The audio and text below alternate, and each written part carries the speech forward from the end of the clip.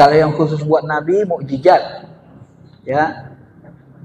Kalau mukjizat besar, Quran. Itu tidak ada lagi sekarang. Jadi kalau ada orang mengatakan dia nerima Quran, melanjutkan Rasul, itu sesat. Gitu kan. Tapi kalau Nabi diperlihatkan jin, Nabi diperlihatkan ruh para wali, Nabi diperlihatkan ruh para nabi, di Isra Mi'raj, di Baitul Maqdis, ini tidak ada penjelasan khusus bagi Nabi. Makanya saya masih percaya. Kenapa sebahagian wali bisa melihat ruh itu, melihat alam ruh? Ya karena kalau Nabi sendiri, ini pemahaman saya ya, kalau Nabi sendiri yang bisa mengalami, sementara tidak ada orang selain Nabi yang mengalami, maka tidak ada nanti orang yang memperkuat kebenaran itu di masanya masing-masing gitu. Ya. Dan ketika Nabi wafat, ya orang yang hidup tidak ada yang membuktikan di masa mereka masing-masing. Maka itu menurut saya perlu juga dibuktikan.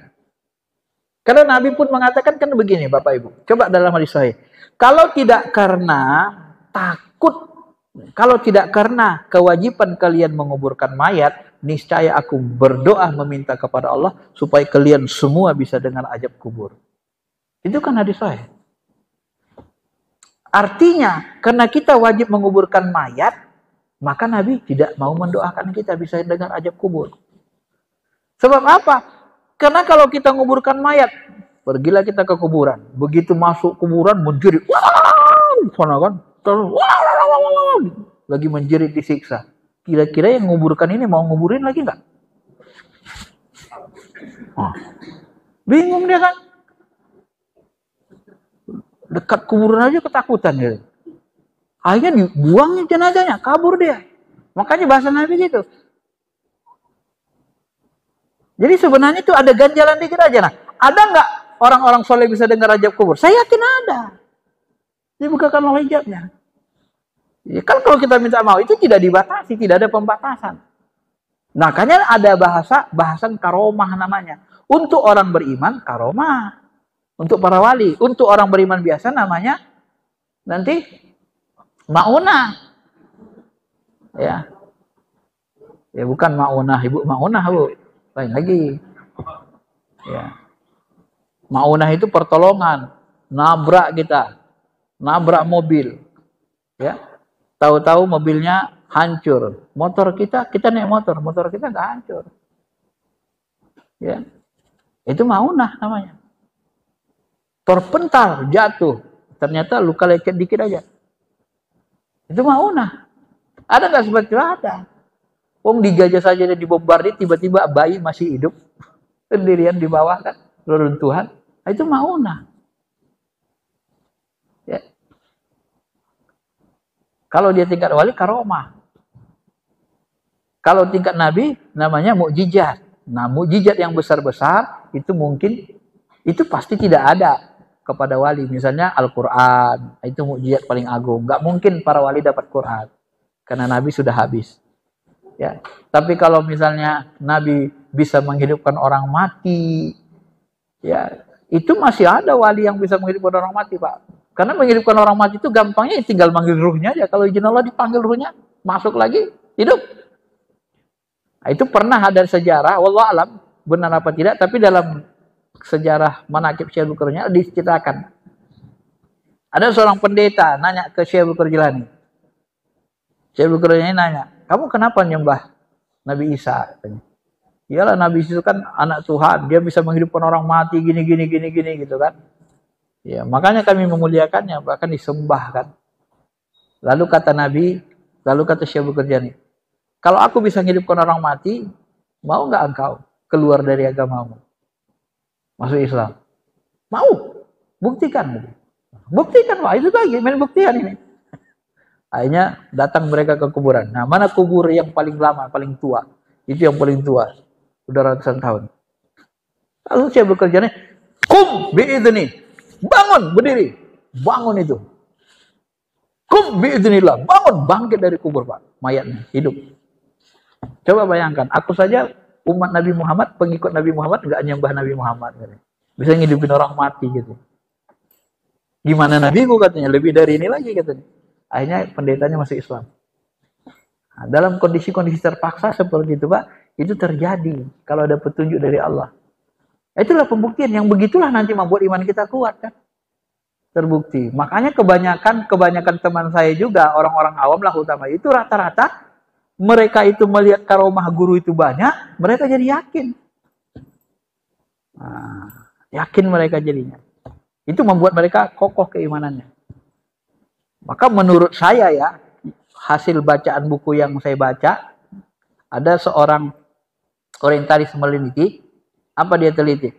Ternyata dunia tarikat ini, kata beliau, ini termasuk, orang tarikat ini termasuk yang paling ditakuti penjajah. Coba Bapak baca di sejarah. Itu rata-rata yang memimpin melawan penjajah itu ulama-ulama tarikat. Termasuk siapa namanya?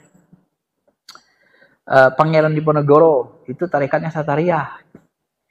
Makanya tarikat ini mau dihancurkan sama Belanda. Kenapa? Karena ditakuti Pak. Termasuk di Banten ini dulu, ada ulama besarnya itu yang melawan terus sama Belanda. Karena orang tarikat ini dia keyakinannya ya gitu tadi, karena banyak pembuktian keyakinannya kuat ke Allah itu. Pengenalannya kepada Allah kuat, dan kalau dia memerintahkan ikut, siap mati semua itu Pak, apanya itu? Murid-muridnya, saliknya. Nah, maka dimunculkanlah, kalau bahasa saya ya, dimunculkanlah teori kultus untuk menghantam ini, supaya jangan dekat dengan ulama karismatik. Mengkultuskan. Ini dimunculkan oleh penjajah orientalis. Untuk apa? Itu melumpuhkan tadi. Jadi umat Islam ini dijauhkan dari ulama karismatik. Masuk lagi pembusukan lain. Ahli-ahli santet dianggap tarekat. Nah, ini kan keliru. Masa orang tarekat santet, kan gila itu Bapak Ibu. Tarekat itu ke Allah dia. Nah, saya pun mengerti ini setelah saya dalami lebih dari 10 tahun. Baru saya mengerti isinya.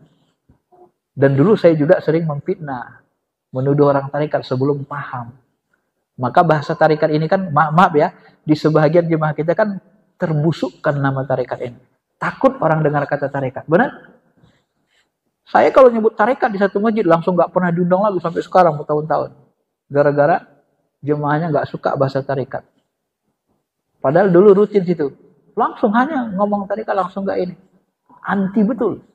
Makanya saya bilang tadi Pak, Bu, buktikan kalau Salafi Wahabi itu mencela ulama tarekat, kita buktikan ulama besarnya, ustadz besarnya kalau mati jasanya utuh, wangi nggak? Ulama tarekat kalau mati jasanya utuh, wangi nggak? Begitu cara buktikannya. Jangan nggak usah dulu cerita surga neraka lah, masih jauh kali. Ini kita yang sekarang ini saja kita buktikan. Saya sampai gitu ngelawan untuk membuktikannya. Coba bongkar itu kuburan Imam Ghazali, bongkar Syekh Abdul Qadir Jilani, Imam Junaidi Al-Baghdadi. Macam mana itu jasadnya? Masih utuh nggak? Wangi nggak? Ternyata Said Maliki itu berkali-kali dibongkar, kan masih utuh, wangi. Kok katanya kok orang sesat jasadnya utuh, wangi? Apa sama dengan jasad Fir'aun? Utuh, wangi. Fir'aun utuh tapi nggak wangi. Beda utuhnya. Yang utuh itu orang ahli sihir satu, orang yang sampai kepada Allah satu. Bedanya di mana? Kalau ahli sihir dukun, nanti kukunya memanjang kayak setan, bertaring giginya. Kalau ulama yang soleh tidak begitu, dia bersih, wangi. Termasuk orang yang mati syahid, wangi. Kayak Hisam Kambani kemarin meninggal. Itu banyak sekali salju pas pemakamannya, turun salju banyak sekali. Nah, coba tanda apa itu? Salju turun banyak sekali. Nah, Hisam Kambani baru meninggal kan. Itu bisa kita buktikan. Supaya apa? Supaya yakin kita mana benar, mana salah. Kalau cuma ngomong-ngomong doang sesat, gak ada pembuktian, ya jangan-jangan yang menyesatkan itu yang sesat kan. Ketika dibuktikan dia hancur jasadnya, gak bau lagi, gak apa-apa. Ya. Makanya kita di dunia spiritual itu, kalau saya sama sebagian guru-guru itu, kadang dirahasiakan itu, dirahasiakan. Berani kita, takut jadi fitnah. Tapi kalau kita tahu secara spiritual, itu mereka meninggal karena nggak kenal sama Allah, yang mereka kenal hanya terjemah huruf-huruf saja, nggak kenal sama Allah. Di alam ruh nggak tinggi makomnya. Wong sama Allah aja nggak kenal kok. Jadi gimana dia mau tinggi makomnya? Bagaimana dia mau sampai ke Allah? Dia sendiri nggak kenal sama Tuhan yang dia sembah.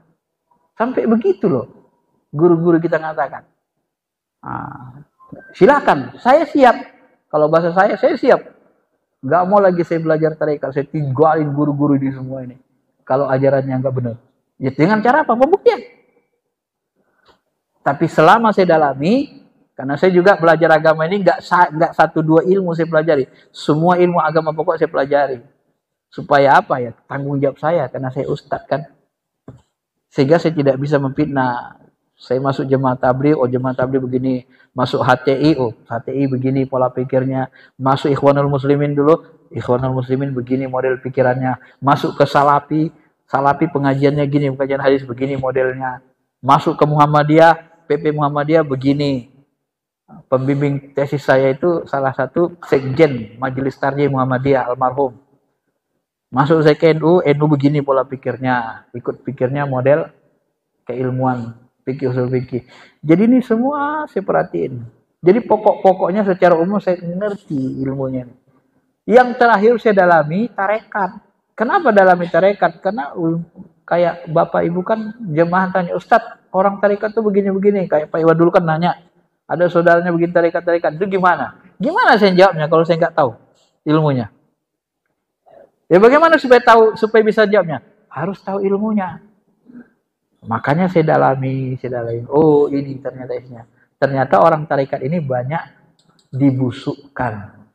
Baik oleh penjajah maupun dari kalangan orang-orang ahli kebatinan. Yang dianggap tarekat ternyata bukan tarekat. Nah, itu yang membuat dia menjadi terbusukkan. Sebenarnya tarekat itu kuncinya intinya Pak. Cinta, rindu sama Allah. Kenal Allah, cinta, rindu. Itu puncak dari amalan tarekat. Bukan dunia jin. Puncaknya cinta. Rindu. Kenal, cinta, rindu.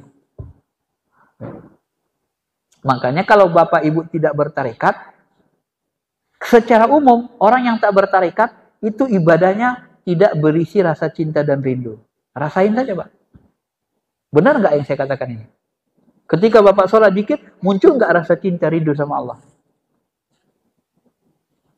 Itu rata-rata nggak punya Pak, kalau nggak bertarekat.